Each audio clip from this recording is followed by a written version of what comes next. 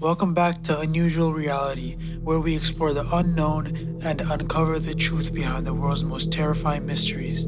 Today, we're delving into the depths of the woods to uncover three true stories of horror that will send shivers down your spine. First, we'll explore the unsolved case of the Isdalen Woman, whose burned remains were discovered in the Norwegian mountains in 1970.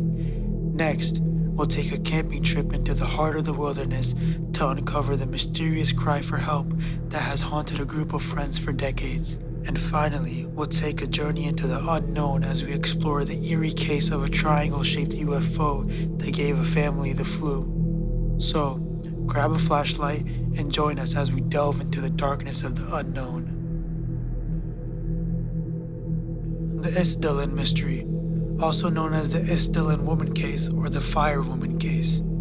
This is one of Norway's most famous unsolved crimes. In November 1970, the burned remains of a woman were found in Isdalen Valley, Norway. The police investigation revealed that the woman had used several false identities, leading to speculation that she might have been a spy or an international criminal.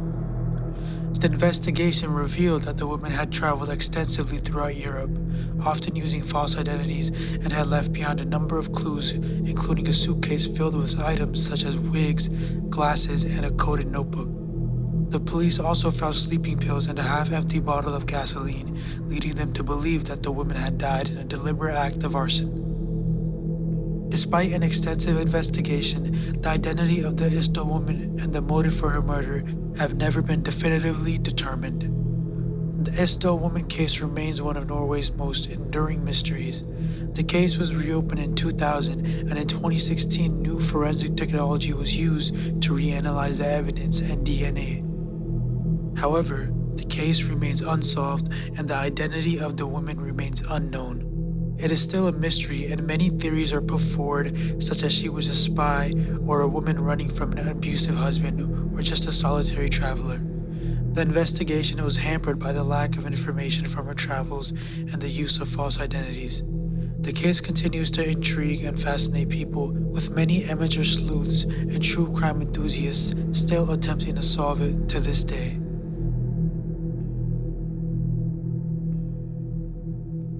We have a camp that we visit during the hunting months and about every other weekend in between that. To get to our camp, you have to turn off a major road onto a gravel road, drive about a mile, then turn onto another gravel road for about another half a mile.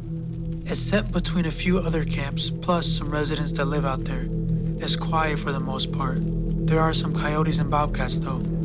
Bobcats are the worst due to their terrible scream. It sounds like a woman crying for help. There's also been a black panther and wild dogs. In 2013, we were at camp for Thanksgiving. We hunted, fished, cooked, drank, and all that good camp stuff. One night, we're sitting around a fire, swapping funny stories and just listening to the silence of the woods. As we're taking turns talking, we all hear, "Help me." At first, we thought it was a bobcat. We listened some more and heard it again. It was a man's voice yelling, "Help me," repeatedly. Now, our first instinct was to grab our guns. Second was to go towards the voice. But you will never know what you'll encounter in the woods. It was dark and it was cold. The hunters knew the area very well. We called the police and explained everything to the officers. The weird part was that we never once heard it while the officers were here with us. Not once. The officers left and we heard the man again, repeatedly yelling, "Help me." About half an hour later, the officers came back and we didn't hear any call for help. Again, silence. We all decided it was best to go inside our camp for the night. We never did find out anything. I've only been back to the camp once since then. It really freaked me out. Number 3. We lived out on the Hopi Navajo reservation growing up. My mom and I were feeding the horses very early in the morning near the woods before I went to school. It was still almost completely dark out when we hear this low, dim humming noise. The horses started acting really nervous, ours included. Sweating, pacing, nostrils flared, eyes showing white, the works. We feed them and walk out from the barn, trying to figure out what's happened. We look up after scanning the horizon for anything, squinting as best as we could. And then there's this black triangle-like thing hovering right over us. It was almost completely silent. It was perfectly over us and you couldn't see it unless you looked straight up at it and felt like it was so close I could touch it. It was pretty damn large too, like a long triangle, smooth and black. Thinking back, it was actually quite impressive and beautiful. My mom grabbed me and ran back into the shed. This was before cell phones were really a thing, so she just clutched me and told me not to make a sound. We waited for what felt like ages, but what was only probably about 2 to 3 more minutes.